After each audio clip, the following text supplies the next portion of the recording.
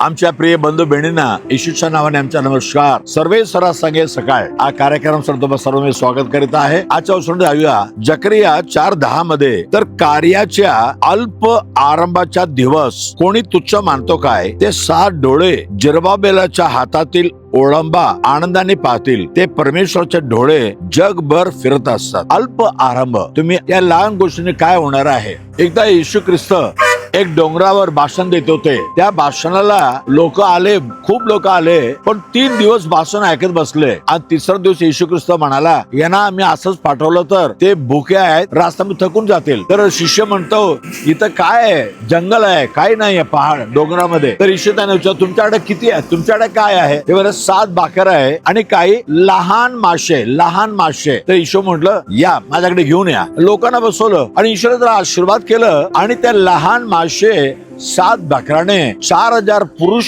आणि कित्येक स्त्रिया, लहान मुले सगळं खाल्ले.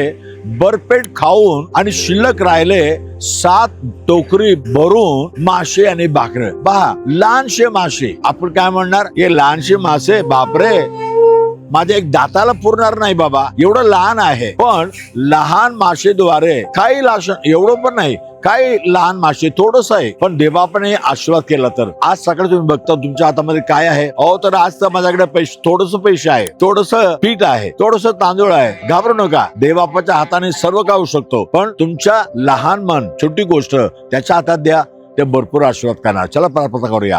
पवित्र देव बापा, धन्यवाद. या जगामध्ये येऊन आमच्या पापासाठी मरण पावून जिवंत उठलेला येशू प्रभू, एकच प्रभू आणि तू हे चमत्कार केला. तसं आज वचन ऐकणारे आमच्याकडे लहान आहे, आम्ही लहान आहे, जे आहे थोडीशी आहे, आम्ही काय करू? थोडीशी भाकर, थोडीशी कढी, काय करू? पण देवा आशीर्वाद कर प्रभू.